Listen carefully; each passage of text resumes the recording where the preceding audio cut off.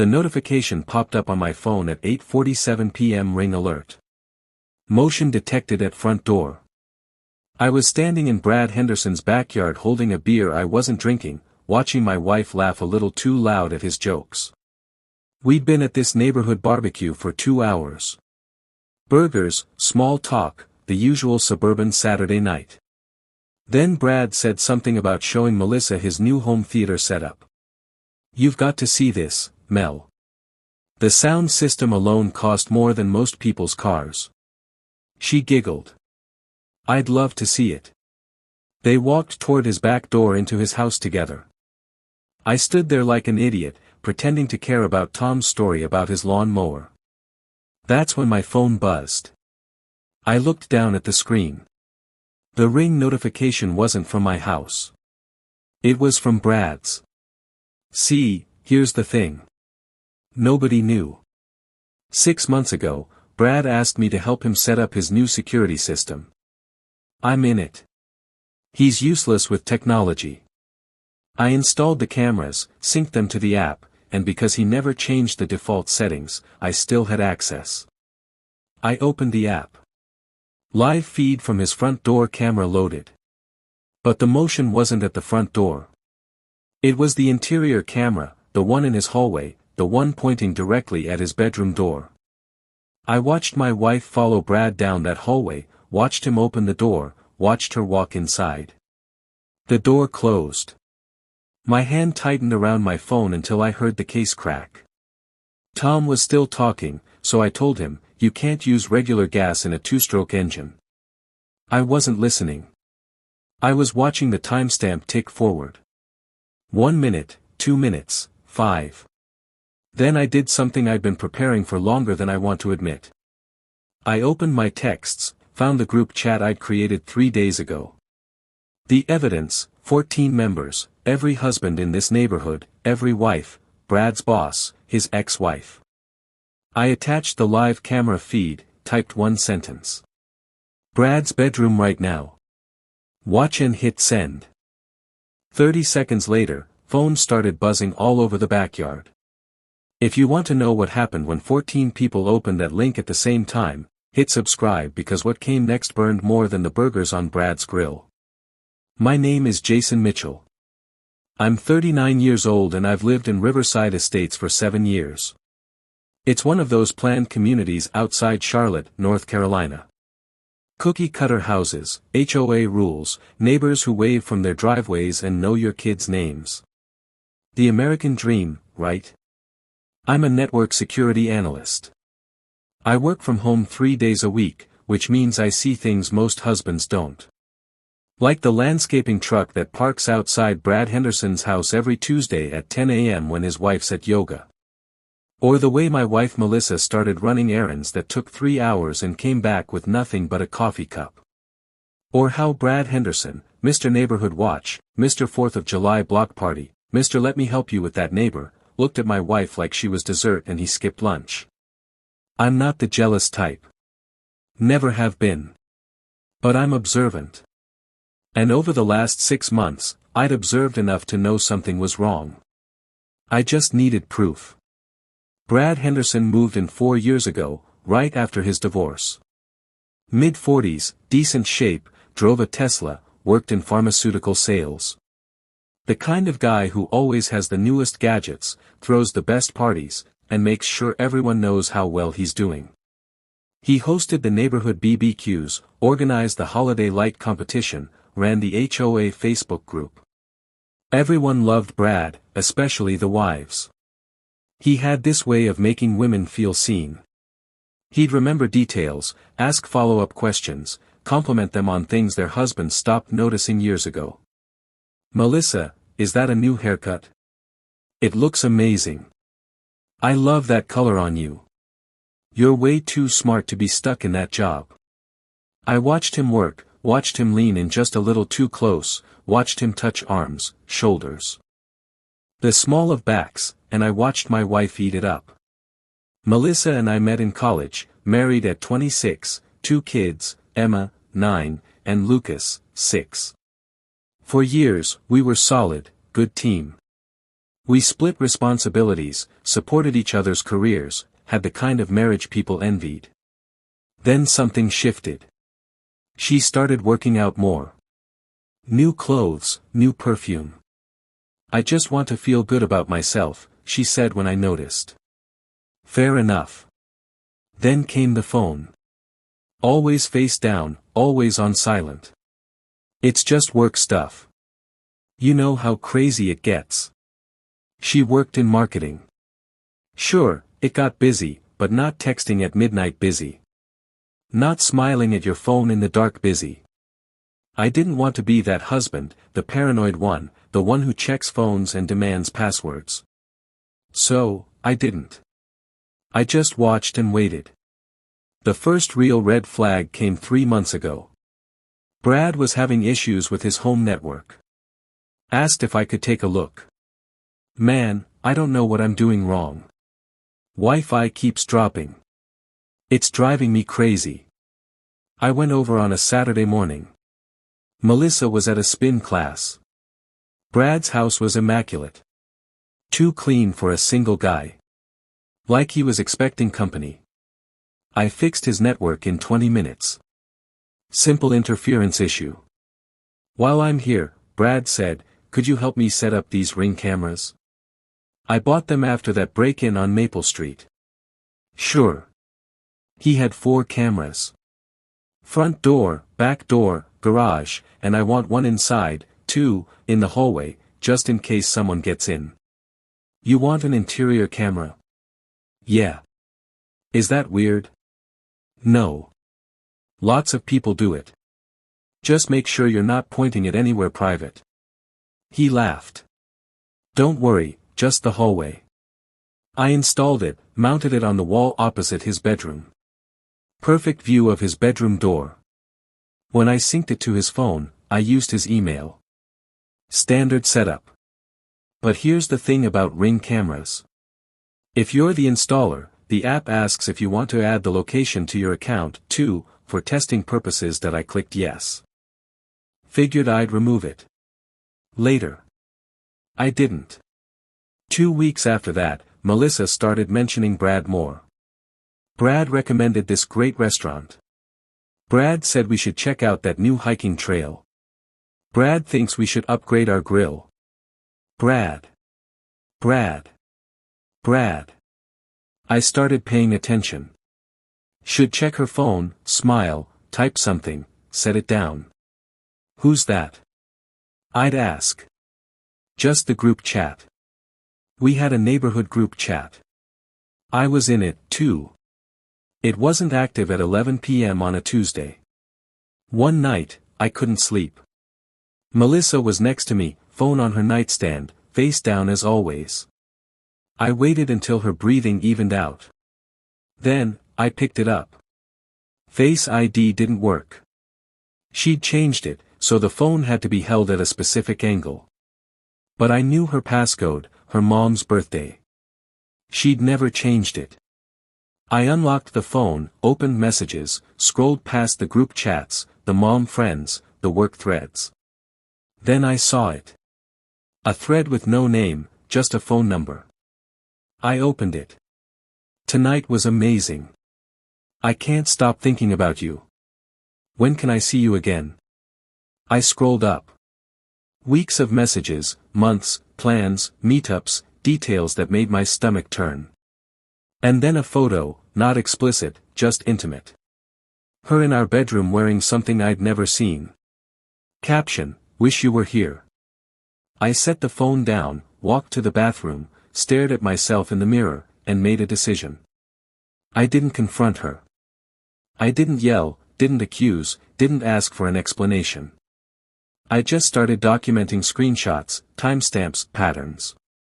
I noted every errand that took too long, every girl's night that didn't match up with her friend's social media. I checked our cell phone records, saw the number she was texting, ran it through a reverse lookup. Brad Henderson. Of course, I could have confronted them. Could have blown it all up right then, but I didn't because I'm not impulsive. I'm methodical and I wanted to make sure when this fell apart, it fell apart completely. I started checking the Ring camera feeds. At first, just out of curiosity, to see if I was crazy. I wasn't. 3 weeks after I installed the cameras, I caught them. It was a Tuesday. I was at work, really, just in my home office upstairs. Melissa said she was going to Target. I opened the Ring app. Front door camera. Melissa walking up to his door. She didn't knock, just walked in. Interior hallway camera. Her following him down the hall into his bedroom. Door closed. She came out 2 hours later. I saved the footage and I started planning. Over the next 3 months, I collected everything. Video footage, text records, a pattern so clear a blind man could see it. But I didn't just collect evidence of the affair. I collected information about Brad. His job, his boss, his ex-wife, who it turned out he'd cheated on, too. His standing in the neighborhood, his reputation. I learned that Brad's boss was a woman named Patricia Vance. Strict, no-nonsense, zero tolerance for moral character issues. I learned that his ex-wife Denise lived 2 towns over and still had friends in Riverside Estates. I learned that half the neighborhood was already suspicious of Brad. Rumors about him and other wives. Nothing confirmed, just whispers. I wasn't just going to expose an affair. I was going to dismantle a man's entire life methodically, completely. The way you'd tear down a building, one support beam at a time. The barbecue was Brad's idea. End of summer blowout, he called it. Everyone's invited. Bring the kids. Bring a side dish. I'll handle the meat. Melissa was excited. We should go. It'll be fun. I agreed because I knew this was my moment. The night before the barbecue, I created a group text. I added every husband in the neighborhood, every wife, Brad's boss, I got her number from his work directory, his ex-wife, I got hers from a mutual friend. 14 people total. I named the group The Evidence, but I didn't send anything. Not yet. I just had it ready. The barbecue started at 6 p.m. We showed up at 6:30. Melissa wore a sundress I'd never seen before. Is that new? I asked. I've had it forever, she lied. Brad greeted us at the gate. Jason, Melissa, glad you could make it. He shook my hand, hugged my wife a little too long. I smiled. Wouldn't miss it. The backyard was full. Neighbors, kids, music playing from outdoor speakers. Brad worked the grill like a TV host, flipping burgers, telling jokes, making sure everyone had a drink. I grabbed a beer, didn't drink it, just watched. At 8:30, Brad made his move. Hey, Melissa, you've got to see the home theater I just installed. The sound system is insane. She lit up. Oh my God, yes. I've been dying to see it. He looked at me. You coming, Jason? Nah, I said. I've seen enough home theaters. You two go ahead. He grinned. Suit yourself. They walked toward the house. I watched them go inside, watched the back door close. Then I pulled out my phone, opened the Ring app, and waited. The notification came at 8:47 p.m. Ring alert. Motion detected. I opened the app. Interior hallway camera. There they were. Brad leading Melissa down the hall, laughing, touching her lower back. He opened his bedroom door. She walked in, door closed. I took a breath, opened the group text I'd created, attached the live camera link, typed Brad's bedroom right now. Watch. My thumb hovered over the send button. 1 second. 2. Then I pressed it. The first phone buzzed 6 seconds later. Tom, standing 10 feet away, pulled out his phone, looked at the screen. His face changed. Then Linda's phone. Then Steve's. Then Rachel's. One by one, phones started lighting up all over the backyard. People stopped talking, stopped eating. They opened the link and they watched. I saw it on their faces. Confusion, shock, disgust. Tom looked at me. Jason, is this live feed? I said calmly. From Brad's Ring camera. More phones buzzed. More people opened the link. The backyard went silent except for the music still playing from the speakers. Someone turned it off. 14 people, all watching the same feed, all seeing Brad Henderson's bedroom door. All knowing what was happening behind it. Patricia Vance, Brad's boss, was the first to speak. Is this real? Check the timestamp, I said. She looked at her phone, looked at Brad's house, looked back at her phone. Jesus Christ. Denise, Brad's ex-wife, was next. I knew it. She started walking toward the house. Tom grabbed her arm. Denise, wait. Wait for what? She yanked free. I want to see his face. She marched across the yard. Others followed. Not everyone. Some people just stood there frozen. But enough to make it count. I stayed where I was, sipped my beer, first real sip all night, watched the crowd gather at Brad's back door, watched Denise pound on it. Brad, open the door. Nothing. She pounded again. I know you're in there. The door opened. Brad stood there, shirt untucked, face flushed. What the hell?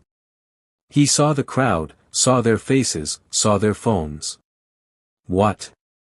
What's going on? Patricia stepped forward. Brad, I'm looking at a live feed from your bedroom camera right now. His face went white. What? Your Ring camera. The one in your hallway. That's not its timestamped. It's live. And you're not alone in there. Brad's mouth opened, closed. Behind him, Melissa appeared. Hair messed up, dress wrinkled. She saw me. Our eyes met. And in that moment, she knew. The backyard erupted. Voices overlapping, accusations flying. You son of a, __, how long has this been going on? My wife was in there last month. That last one came from Steve. Everyone turned. Steve's face was red. Rachel, you told me you were helping him pick out furniture. Rachel's face crumbled. Steve, were you? Silence. Were you? She started crying. And just like that, it wasn't just about Melissa and Brad anymore. Patricia pulled out her phone. Brad, you're done. I'm calling HR right now. Patricia, wait. No. This is a moral character issue. You're representing our company. This, she gestured at the chaos. This is unacceptable. Denise was in his face. You did this to me. You cheated on me. Made me feel crazy. And now you're doing it to them. Brad tried to back up. Denise, that was years ago. And you haven't changed. You're still the same piece of shit. More people were shouting now. The neighbors who'd always suspected, the husbands who trusted him, the wives who defended him. All of it coming apart at once. Melissa pushed through the crowd. Came straight to me. Jason. I held up a hand. Don't. Please let me explain. Explain what? Explain how you've been, __, our neighbor for 6 months. Explain how you lied to my face. Explain how you walked into his house tonight knowing exactly what you were doing. Her eyes filled with tears. I made a mistake. No, I interrupted. A mistake is forgetting to pick up milk. This was a choice. Over and over and over. Jason, please. I'm done. I turned and walked away. Behind me, the chaos continued, but I was already gone. I drove home, packed a bag, called my lawyer. It's Jason Mitchell. I need to file for divorce tonight. It's Jason. It's Saturday. I don't care. I have evidence. Video. Texts, timestamps. I need papers drawn up before Monday. He sighed. I'll make some calls. I hung up, sat in my car in my own driveway, and for the first time in 6 months, I felt something other than anger. I felt free. By Monday morning, the neighborhood was a war zone. 3 marriages were filing for divorce. Mine, Steve and Rachel's, and Tom and Linda's. Turned out Brad had been busy. Brad was fired. Patricia made it official Sunday night. Moral turpitude clause in his contract. His house went up for sale by Wednesday. The HOA Facebook group exploded. People taking sides, sharing stories, airing grievances that went back years. Riverside Estates would never be the same. And I didn't care. Melissa tried to come home that night. I'd changed the locks, she stood on the porch crying, begging me to let her in. I opened the door, handed her a suitcase. Your stuff. There's a hotel on Route 7. Jason. Please. We can fix this. No, I said we can't. What about the kids? They're at my parents'. They'll stay there until we figure out custody. You can't just take them. I didn't take them. I protected them from having to see their mother destroy their family. She flinched like I'd hit her. I loved you, I said quietly.